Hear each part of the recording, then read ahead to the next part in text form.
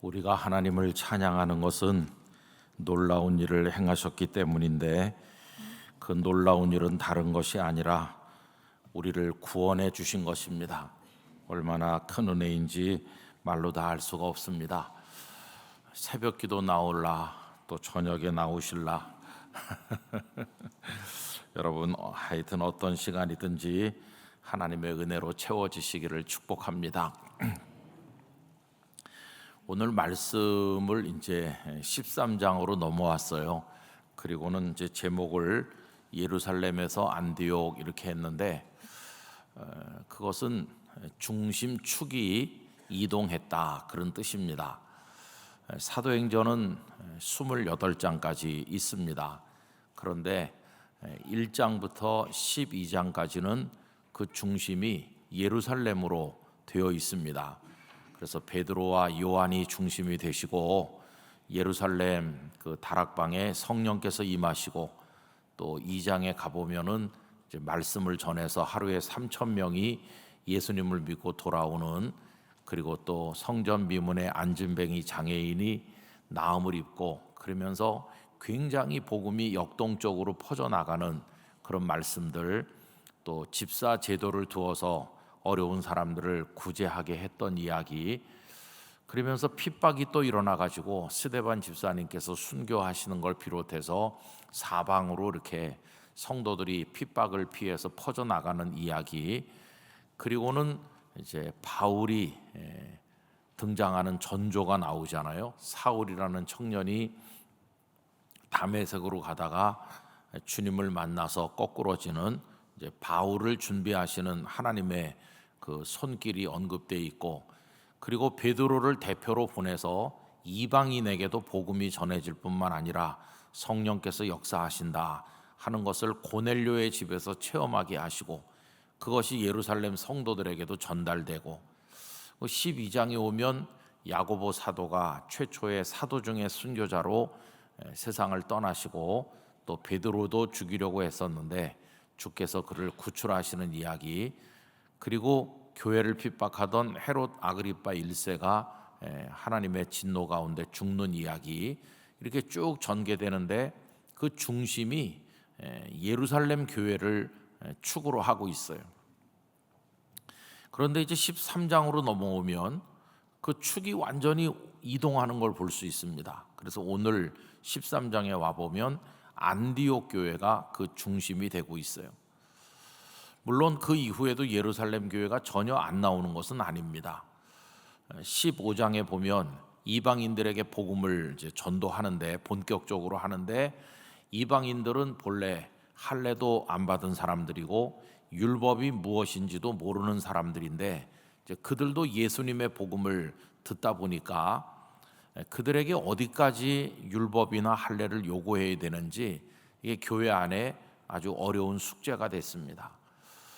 그런 걸 전혀 모르던 이방인들에게 지금이라도 뭐 율법을 지키라던가 할례를 받으라던가 이렇게 요구해야 되는지, 그건 다 소용없는 것이고 예수 그리스도 복음만으로 구원받는다 이렇게 전해야 되는 것인지, 교회가 그런 입장 정리를 할 필요가 있어서 15장에 가면 소위 예루살렘 회의 이야기가 나오죠. 그때 예루살렘 교회가 또 등장하죠. 그리고 저 뒤에도 보면 전도 여행을 다니시던 사도 바울이 예루살렘으로 돌아오는 이야기도 있어요. 저 뒤쪽에 가면 예루살렘 교회가 전혀 등장하지 않는 것은 아닙니다만, 그 모든 복음이 퍼져나가는 사역의 중심지는 이제 예루살렘에서 안디옥으로 옮겨가는 것을 볼 수 있어요. 그리고 12장 이후에는 이제 베드로와 요한도 언급되지 않고 그 중심 인물이 바나바라든가 또 이제 바울이 중심이 되고, 바나바도 조금 있다가는 그 다음부터 더 나오지 않고 이제 바울이 중심이 되면서 바울 곁에 실라라든가 디모데라든가 누가라든가 이런 다른 복음의 동역자들이 쭉 같이 이제 나오는 걸 볼 수 있어요. 그래서 28장 맨 끝에 가보면 이제 로마로 가는 바울의 모습을 보여주면서 로마에까지 복음이 들어갔다. 거기서 28장이 끝나고 있는 거죠. 그래서 오늘 저녁에 저는 우리 성도님들과 함께 그 축이 이동하는 문제에 관해서 생각을 해보려고 하는 것이죠. 여러분, 두려운 말씀을 우리가 먼저 한 군데 읽고 시작하려고 하는데, 요한계시록 2장 4절과 5절 제가 읽어드릴 테니까 들어보십시오. 그러나 너를 책망할 것이 있나니 너의 처음 사랑을 버렸느니라. 그러므로 어디서 떨어졌는지를 생각하고 회개하여 처음 행위를 가지라. 만일 그리하지 아니하고 회개하지 아니하면 내가 네게 가서 네 촛대를 그 자리에서 옮기리라. 이 말씀은 잘 아시는 것처럼 요한계시록의 소아시아 7교회를 향한 주님의 말씀이 쭉 나오는 가운데 첫 번째 교회인 에베소 교회를 향해서 주신 말씀 가운데서 에베소 교회가 굉장히 규모가 크고 아주 훌륭한 교회이기는 하지만은 책망할 것이 있다 하시면서 처음 사랑을 버렸다. 그리고 그것을 너희들이 생각하면서 회개하지 아니하면 촛대를 옮기겠다. 이렇게 말씀하시는 두려운 말씀, 그걸 읽었습니다. 여러분, 예루살렘에서 안디옥으로 중심축이 옮긴 것을 두고 하나님께서 예루살렘 교회의 촛대를 옮기셨다고 말할 수는 없죠. 왜냐하면 여전히 예루살렘 교회는 건재했기 때문입니다. 그럼에도 불구하고 사도행전의 기록을 따라서 가다 보면은 그 중심이 이동한 것만은 분명해요. 그 이유가 뭐냐 이렇게 물으면 뭐 여러 가지 이유를 들 수 있죠. 우선 예루살렘 교회에 큰 환란이 있지 않았습니까? 스데반 집사님께서 순교하시면서 핍박이 크게 일어나서 성도들이 사방으로 흩어져 나갔기 때문에 예루살렘 교회가 굉장히 위축된 그런 현실적인 이유가 있습니다. 그 다음에 또 한 가지 하나님의 섭리와 관련해서 얘기한다면 이제는 유대인들만을 위한 복음이 아니고 전 세계에 흩어져 있는 이방인들에게까지도 복음이 퍼져 나가야 되는 건데, 우리가 상식적으로 생각해 볼 때 예루살렘 교회는 유대인 중심 교회입니다. 그렇죠? 그러나 안디옥은 이방 지방 아닙니까? 이방인들의 도시잖아요. 그러니까 거기 안디옥 교회는 일부 유대인들이 있긴 했지만은 대부분이 다 이방 사람들이죠. 이방 사람들이라는 것은 해외에서 많이 사는 사람들이고, 또 그들은 국제적인 교류에 능통한 사람들이고, 또 여러 가지 외국어에 능통한 사람들이죠. 여러분, 그 당시 많이 썼던 언어는 헬라어 또 혹은 라틴어 이런 것일 텐데, 그런 것에 능통한 사람들이 모여 있는 곳이 그 안디옥이니까 골수 유대인들을 보내서 저 로마까지 가서 복음을 전도하려면 언어가 소통되지 않아서 그건 거의 어려운 것이죠. 그래서 하나님께서는 이제는 땅끝까지 이르러 복음이 전파되도록 하시려는 당신의 그 선교의 섭리에 따라서 이방인들의 교회를 전면에 내세우시고 이제 그 교회를 통해서 세계 선교를 이루어 가시려는 이제 그런 뜻이 있었다, 이렇게도 설명할 수 있습니다. 여러분, 그 사도행전 1장 8절이 오직 성령이 너에게 임하시면 너희가 권능을 받고, 그리고 시작 지점이 어디입니까? 예루살렘이죠. 예루살렘과 온 유대, 그 다음에 사마리아 땅끝, 이렇게 하는 게 이제 하나님의 뜻인데, 이제 그렇게 나가기 위해서는 안디옥 교회 같은 이방의 교회가 필요한 것이죠. 예루살렘 교회에서 핍박이 일어났을 때 흩어져 가던 사람들이 가면서 복음을 전했고, 어떤 사람들은 안디옥에도 가서 복음을 전해서 거기 이제 믿는 사람들이 생겼다는 소식이 예루살렘에 전해졌을 때 예루살렘의 사도들이 바나바를 거기 보내지 않았습니까? 바나바가 가서 사역을 하다가 다소에 올라가서 사울을 데리고 내려와서 두 사람이 함께 복음을 전도했는데 교회가 굉장히 강건해졌고, 또 그리스도인이라 하는 그런 호칭으로 불리게 되었고, 또 교회가 내실이 있어서 여러 가지로 넉넉했기 때문에 예루살렘 교회가 경제적으로 핍절하다, 그래서 구제 헌금을 모아서 또 예루살렘 교회를 돕기도 하고, 벌써 이게 안디옥 교회가 속이 꽉 차게 부흥하는 걸 볼 수 있지 않습니까? 그게 그냥 이루어진 것이 아니라 하나님께서 안디옥 교회를 크게 하셔서 세계 선교를 위한 전초 기지가 되도록 쓰시려는 계획이 그 속에 있었기 때문이다 하는 것을 알 수 있습니다. 저는 영락교회를 생각을 해보면 사실 영락교회는 우리나라의 비극적인 분단이나 전쟁이 없었더라면 이렇게 존재하지 않았을 교회죠. 만약에 우리나라에 남북 분단이 없었다면 한경직 목사님께서 남쪽으로 내려오시지도 않았을 것이고 또 성도들도 마찬가지겠죠. 그러면 여기 배단위 전도교회가 세워지지도 않았을 겁니다. 그런데 해방 이후에 남북이 38도선을 기준으로 갈라지게 되었고 또 그 정치 체계가 전혀 다른, 저쪽은 공산주의, 이쪽은 자유민주주의로 전혀 다른 상황이 오는 가운데서 한 목사님은 일찍 내려오셨고 또 여기 이제 교회를 1945년 12월 2일에 시작하게 되셨습니다. 그리고 이제 그 와중에 휴전선을 그 38선을 넘은 많은 사람들이 내려와서 여기 이북 사람들이 모여 있는 교회 여기 모여들게 된 거죠. 그래서 전에도 말씀드린 것처럼 영락교회는 상식을 초월할 정도로 성도가 늘어났습니다. 불과 4년 6개월 만에 이 예배당을 건축했는가 하면 6.25가 나던 주일날 그 주보를 보면 6.25 나기 한 주 전, 그 전주 출석 통계가 6.25 나던 날 주보에 나와 있는 건데 우리 어린 아이들 빼고 어른들만 4,000명이나 모인 폭발적으로 불과 4년 만에 4년 몇 개월 만에 그렇게 모였어요.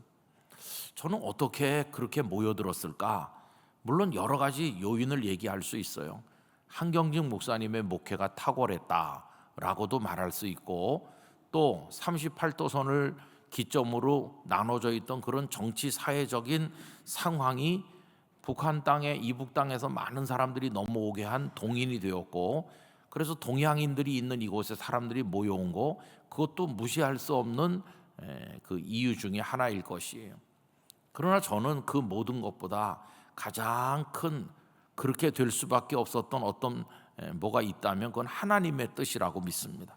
하나님께서 이곳에 교회를 세우시되 아름답고 능력 있는 교회를 세우셔서 그동안 영락교회를 통해서 80년 동안 국내는 물론 해외까지 이룩한 그 많은 선교적인 열매가 얼마나 놀랐습니까?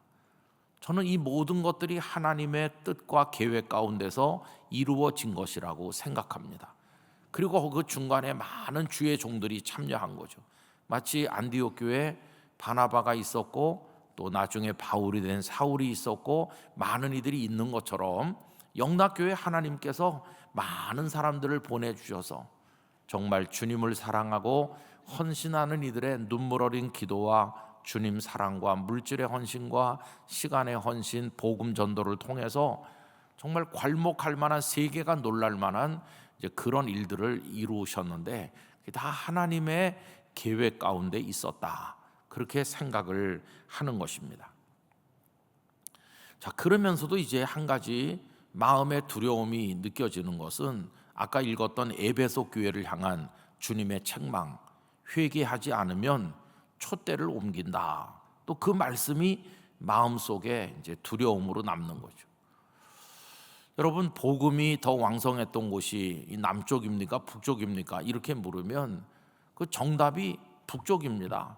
평양을 중심으로 해서 평안 남도뿐만 아니라 평안 북도, 신의주까지 정말 대단했죠.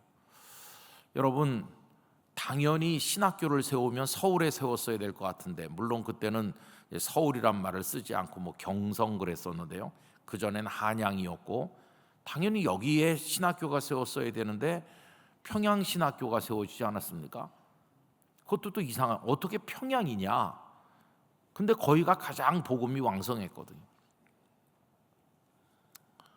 숭실대학교가 평양에 세워지고 물론 이쪽에 세브란스도 있었고 뭐 연희대학교도 있고 있었지만은 그런 기독교적인 모든 것들이 저쪽이 굉장히 왕성했어요. 6.25로 인해 가지고 다 이쪽으로 이제 피난을 내려와서 숭실대학교도 폐교됐던 것을 한 목사님께서 1954년에 다시 영락교에서 재건하고 그랬습니다마는 어쨌든 평양 그쪽이 굉장히 왕성해서 평안도 지방이 말이죠. 근데 지금은 어떻게 됐나요? 지금은 휴전선으로 가로막힌 저쪽에 지하교회 성도들의 눈물 그리고 그들의 탄식 그것만 있는 거지. 그 장대현 교회라든지 우리가 알고 있는 서문박 교회라든지 한 목사님 목회하셨던 신호주 제2교회, 제1교회 그 뭐 많은 교회 2천여 교회가 다 무너졌거나 이제는 공산당을 위한 어떤 시설로 쓰여지고 있는 것이고 요 한반도의 중심축이 지금은 남쪽으로 옮겨 있어요.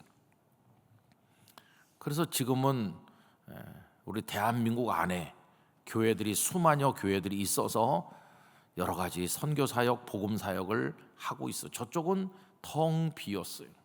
근데 왜 그렇게 됐는지는 우린 설명하기는 어려워요. 여러분 이쪽에만 교회가 남아 있고 저쪽은 다 외형적으로 없어졌다고 해서 이쪽에 남쪽에 있는 이들이 워낙 하나님을 잘 믿어서 그렇다 이렇게는 말할 수 없는 것이죠. 뭔가 하나님의 계획이 있을 터인데 하여튼 지나간 분단 이후에 북한의 교회는 정말 힘든 상태에 있는 거죠. 그 에베소 교회를 향해서 주신 말씀에 두려움을 느낀다는 것은 촛대를 옮기겠다 하는 그 말씀이 만약에 오늘 우리에게 적용이 된다면 이게 얼마나 두려운가 그런 생각에서 이제 그 말씀을 두려워하는 것입니다. 우리의 기도는 이겁니다. 하나님 언제나 우리가 복음의 중심축에 살게 해 주십시오. 복음의 중심축에서 주님을 섬기게 하여 주십시오. 그게 우리의 기도 제목인 것이에요. 우리 세계 역사를 봐도요, 이 복음의 축이 이동하거나 움직인 게 뚜렷하게 나타납니다. 중세를 거치면서 기독교 그러면은 유럽을 중심으로 해서 오랜 세월 내려왔죠. 종교 개혁도 유럽에서 일어났고, 뭐 루터, 칼빈 할 것 없이 다 그 유럽에서 이제 복음의 그런 역사를 이루신 우리 선배들 아니십니까? 그러다가 이제 복음의 중심축이 근대로 들어오면서 굉장히 많은 변화를 가져옵니다. 우선 17세기 정통주의 시대라고 그래요. 17세기 정통주의 시대 그러면은 우리 한국교회 성도들은 정통주의 그러면 무조건 좋은 거 이렇게 생각하는데 여러분 이 정통주의는 아주 경직된 생명력은 사라져버린 교리화된 화석화된 어떤 그런 걸 말하는 겁니다. 그 선배들이 칼빈, 루터 그런 분들이 선배죠. 그분들은 가슴 속에 눈물이 있었고 부르짖음이 있었고 죄책감에서 회개했고 구원의 은혜를 체험을 했고 가슴에 불이 붙고 뜨거웠던 살아있던 그리스도인들이죠. 그런데 루터나 칼빈이 1500년대 사셨던 분들 아닙니까? 그런데 그로부터 세월이 100년 이상 지나서 1700년대쯤 들어오면요, 이 정통주의 시대에 오면은 그런 1세대 그 선배들의 뜨거웠던 가슴은 다 식어버렸고 남아있는 거는 화석화된 신학과 교리만 남아있는 거예요. 루터가 이렇게 말했지, 칼빈은 저렇게 말했지 그러면서 지적인 것만 남아있었어요. 그래서 그 시대를 주지주의 시대라고도 그럽니다. 여러분 그때는 목사님들의 강단의 설교가 아주 차갑고 냉랭한 교리 강론 같은 거였어요.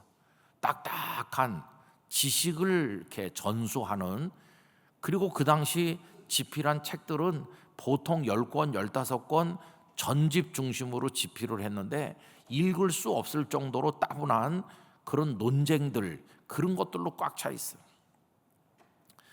그리고 다 사람들은 잘 차려입고 교회 와서 점잖게 앉아 있었지만은 그 안에 눈물도 회개도 감격도 기쁨도 감사도 없었습니다. 싸늘하게 식어버린 교회였어요.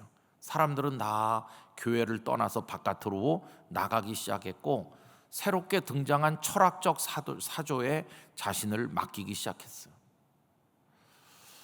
이제 그렇게 지나는 동안에 하나님께서는 그런 것에 대해서 이건 잘못된 거야라고 깨닫는 사람들을 일으켜 주셨어요.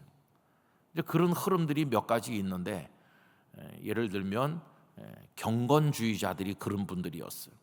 그래서 저 네덜란드라든지 독일의 북부 지방을 중심으로 해서 경건주의자들이 등장했습니다. 프랑크푸르트의 슈페너 목사님 같은 분은 딱딱한 주일 예배를 드렸어요. 그런데 그거가 뭔가 잘못됐다는 걸 아셨어요. 그래서 또 원하는 소수를 따로 모아가지고 그들과 함께 말씀을 다시 나누고 눈물로 기도했어요. 그래서 그 교회가 있는데 이건 딱딱하고 냉랭한데 그 안에 소수, 가슴이 뜨겁고 하나님 앞에 가슴을 치며 눈물로 회개할 수 있는 영이 살아있는 소수가 따로 모였어요. 그래서 흔히 그걸 뭐라고 그러냐 하면은 교회 안에 교회, 그렇게 부릅니다. 이제 그들 속에서 경건주의라고 하는 것들이 드러나기 시작했어요. 경건주의가 갈래가 여러 가지 있습니다만은 경건주의의 몇 가지 특징은 성경이 살아있는 하나님의 말씀임을 믿는다. 하나님은 지금도 울부짖는 자의 기도를 들으시는 줄로 믿는다. 그리고 회개하고 십자가 보혈로 구원받는 것이 무엇보다도 중요함을 우리는 믿는다. 그리고 살아있는 감격, 그걸 가지고 주님을 뜨겁게 사랑하는 것이 마땅하다.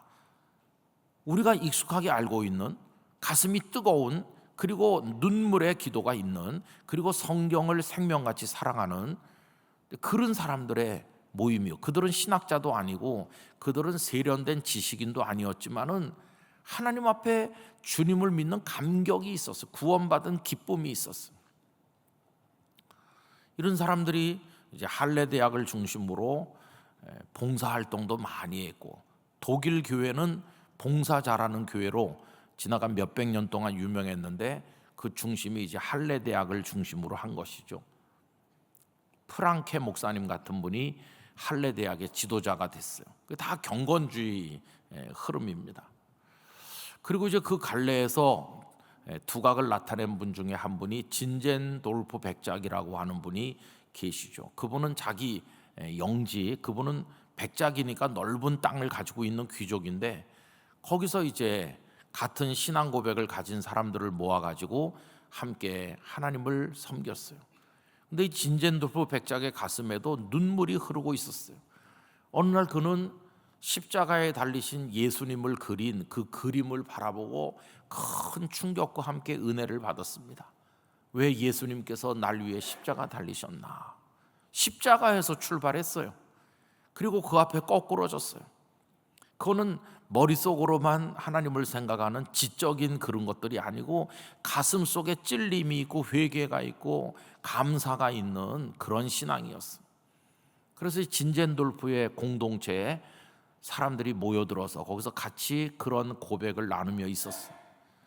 그러고 있는데 영국의 한 젊은이가 그곳을 찾아오죠. 그 젊은이는 다름 아닌 웨슬리 목사님입니다.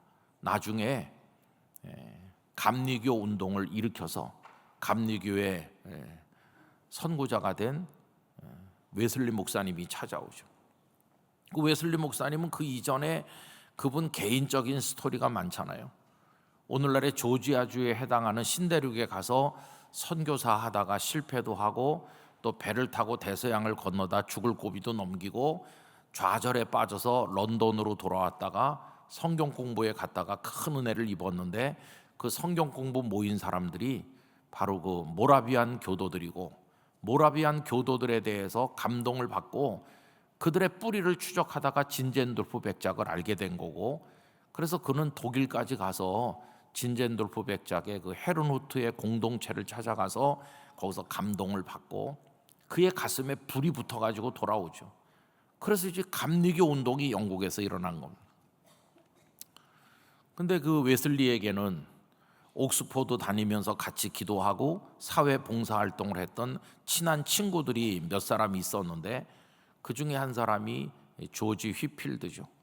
나는 녹슬어 없어지는 쇠붙이가 되기보다는 닳아서 없어지는 쇠붙이가 되겠다는 유명한 말을 남기고 복음을 위해 충성했던 귀한 분이시죠.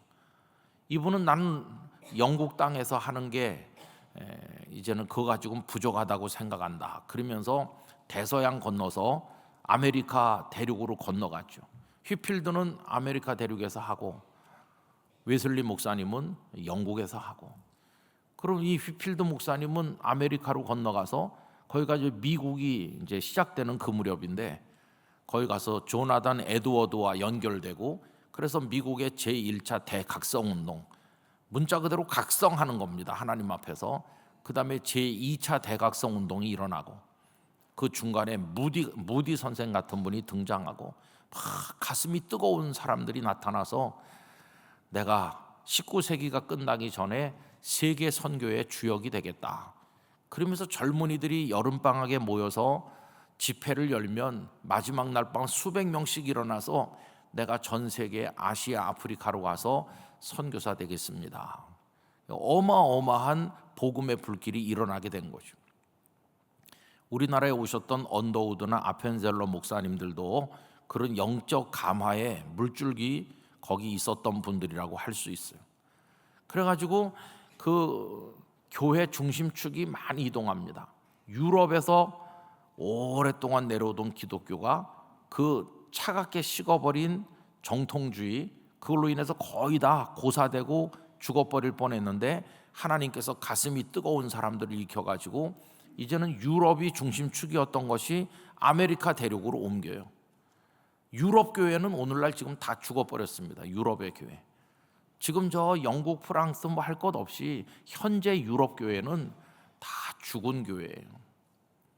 그 아름답게 지은 어마어마한 그 예배당 건물들 아시잖아요.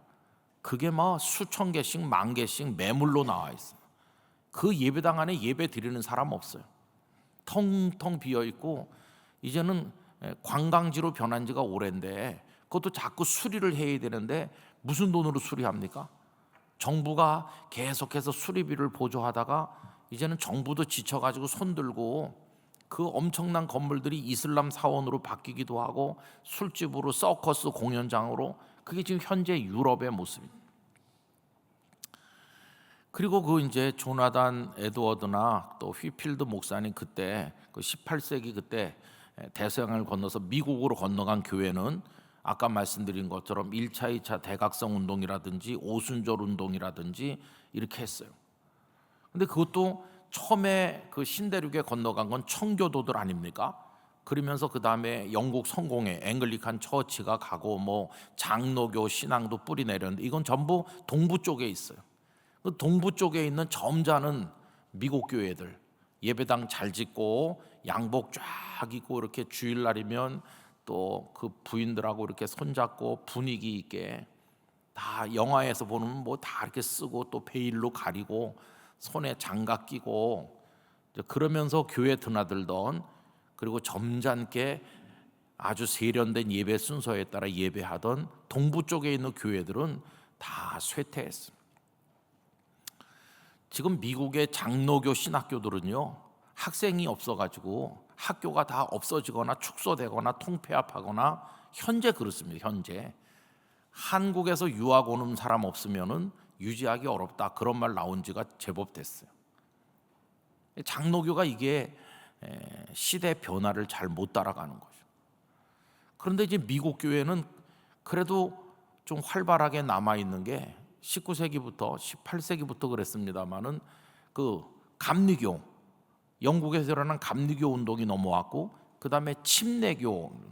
여러분 서부 영화 같은 거 보면은 동부 쪽에 있는 그 소위 성공회나 이런 장로교 같은 목사님들은 점잖게 있는데 그 영화 속에 똑같이 말 타고 달리면서 서부 개척 시대 때 그 개척자들과 같이 먹고 같이 자면서 저 태평양 바다까지 달렸던 목사님들이 있어요. 그분들이 다 감리교, 침례교 목사님들이 대부분이. 장로교 목사가 되려면 정규 과정의 신학교를 다 졸업해가지고 그래서 안수받기가 어려웠는데, 이 침례교 같은 데는 신학교를 안 나와도 복음에 대한 열정이 있고 체험이 있는 사람 조금 교육을 시켜서 목사 안수를 주고 그 사람들은 의욕적으로 자기도 옆에 권총 차고 말 타고 같이 개척자들과 함께 가는 데마다 교회를 세웠어. 지금 미국 교회는 그 신자 숫자로 따지면은 그 감리교와 침례교가 절대 다수를 차지하고 또 오순절 순복음 계통의 교회들이 곳곳에 많이 세워져 있고 축이 많이 이제 이동하는 거죠.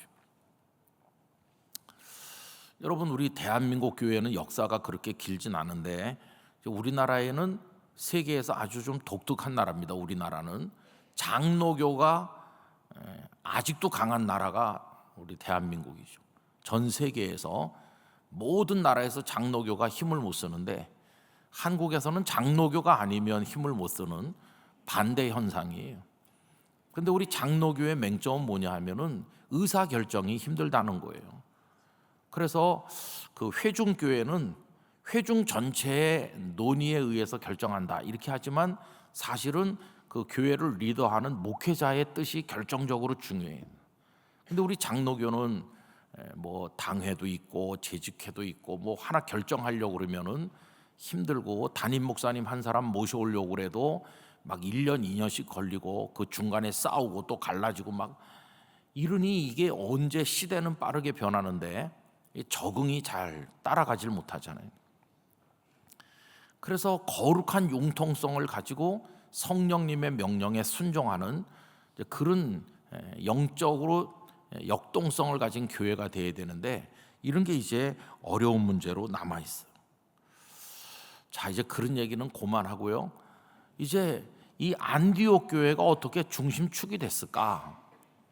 여러분, 이거는 이제 오해는 하시면 안 됩니다. 예루살렘 교회가 형편 없어졌기 때문에 안디옥 교회가 부상했다 그런 뜻은 아니에요. 예루살렘 교회는 어머니 교회로서 아주 귀중한 유산을 계속 가지고 있었고 그런데도 하나님이 안디옥 교회에 이렇게 새로운 중심이 되도록 하신 이유가 뭘까?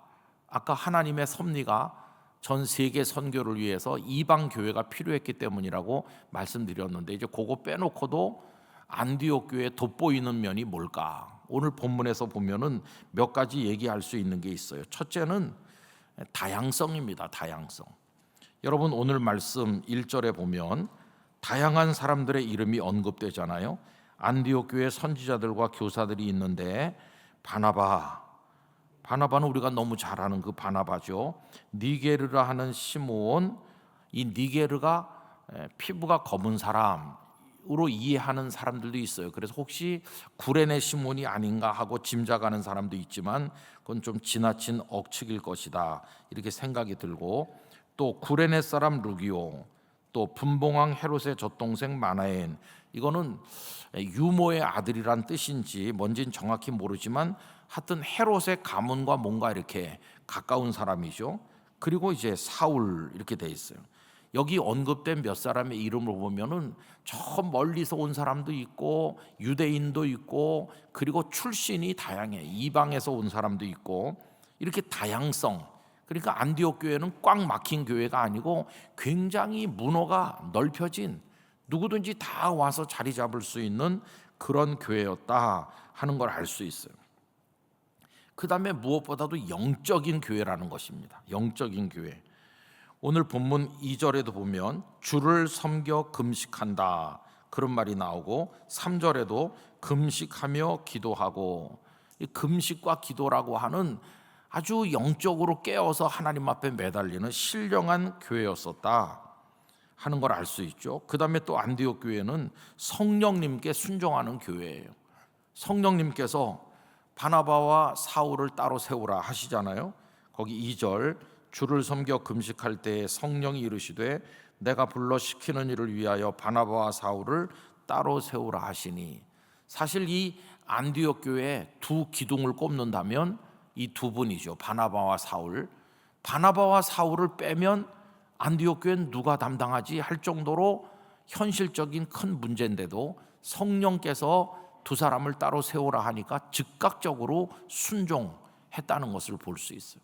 하나님의 뜻에 성령님의 이끄심에 저항하지 않고 바로바로 순종하는 영적인 역동성이 있는 교회다. 하나님께서 안디옥 교회를 모체로 해서 드디어 소아시아, 마케도냐, 아가야, 로마까지 세계 선교의 문을 활짝 여시는, 안디옥 교회는 그 주역이 되는 그런 이야기가 나와 있는 거죠.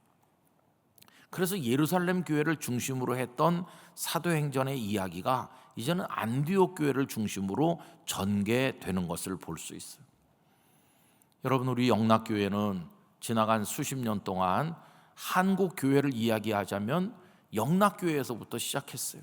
영락교회가 한경지 목사님을 필두로 해서 얼마나 많은 복음 증거, 선교 사업, 교육 사업, 봉사 얼마나 많이 했는지 몰라요. 그래서 우리가 중심축이었어요. 그런데 이제 우리가 그걸 많이 잃어버린 면이 없지 않아 있어요. 그러나 여러분, 우린 기도해야 됩니다. 하나님께서 우리 교회를 다시 쇠퇴하는 교회들 중에 하나가 아니라 하나님의 복음을 위한 중심 교회로 우리 교회를 써주시도록 우리가 기도해야만 될 것입니다. 저는 우리 교회가 쇠퇴하는 가운데 우리가 은퇴하지 않길 원합니다. 내가 영락교회에서 집사, 권사, 장로, 목사로 섬기는 동안에 우리 교회가 중심에서 밀려났어. 하나님께서 우리를 더 이상 안 쓰시는 것 같아. 이거보다 슬픈 일은 없을 거예요. 그러나 우리가 하나님의 뜻에 순종하고 깨어서 기도할 때 하나님은 다시 우리를 들어서 쓰실 줄로 믿습니다. 하나님의 복음을 위한 주역이 돼야 되는 것이. 여러분, 이건 교회 얘기만은 아니에요. 개인도 그래요. 개인도. 한 교회 몇십 년 역사를 가만히 여러분 보세요. 전에는 어떤 집사님의 가족, 어떤 권사님의 가족이 많이 있어가지고 이 부서 저 부서에서 봉사하고 그 후손들이 많이 주님을 섬기고 충성했는데 한 4, 50년 지나고 보니까 그 집 식구들이 한 명도 없다. 그런 경우도 있는 거예요. 물론 그분들이 해외로 이주했을 수도 있고 지방에 갔을 수도 있고 여러 가지 있지만 그 집의 후손 누구누구는 교회도 안 간대. 예수님도 안 믿는데 그럼 이게 그 가문이 축이 이동하는 거예요. 가장 아름답기는 할아버지가 잘 섬겼던 교회 손자도 또 중직자가 돼서 잘 섬기고 이렇게 그 중심에서 하나님의 교회를 받드는 가문이 될 때 그게 하나님의 축복을 받는 것이거든요. 이게 얼마나 중요한지 말로 다 알 수가 없어요. 그래서 이제 저도 제 자녀들한테 이런 얘기를 종종 합니다. 너희 할아버지는 장로님이셨고 나는 목사고 그런데 너희는 교회에서 뭔가 충성해야 되지 않겠니? 장가가고 시집가서 애 키우고 지금은 아직 나이 어리다 그러지만 이제는 집사도 돼야 되고 교회에서 자리를 잡고 봉사해야 된다. 그런 얘기를 하고 있습니다. 그래서 이제 올해 또 우리 자녀 하나는 또 집사 교육도 받고 이렇게 하는데 그게 다 해야 되는 거예요. 해서 다 그 중심에 그걸 이어나가도록 하지 않으면 그게 믿음의 가문이 안 되는 거죠. 여러분, 저는 여러분들이 그 중심에 늘 머물러 계시길 바랍니다.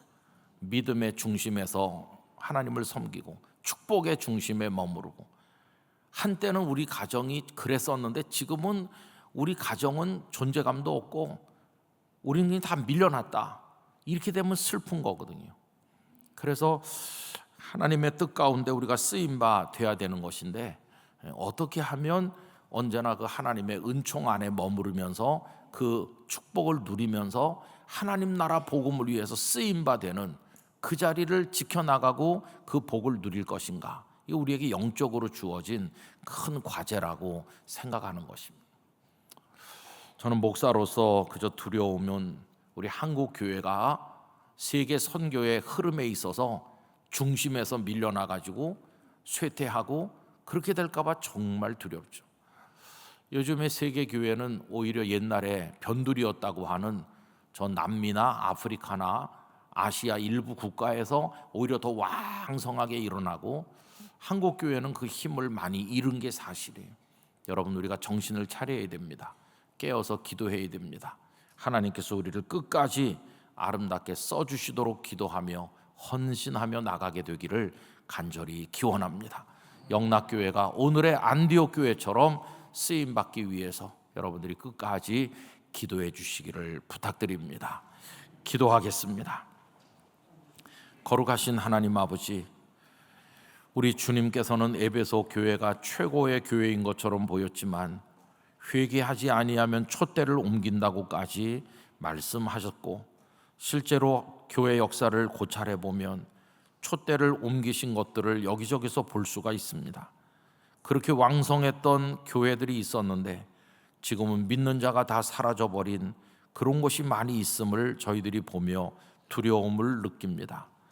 아버지 하나님의 섭리 가운데서 귀히 쓰시는 교회들이 있었는데, 주여 저희 영락교회가 예수님 다시 오시는 그날까지 하나님 나라 복음을 위한 중심 축으로 쓰임받을 수 있도록 저희들을 축복하여 주시옵시고, 우리 영락의 성도들이 다 그 주역이 되게 하여 주시고, 대대손손 하나님을 위해 사는 사람들이 이어져 나가도록 복을 주옵소서.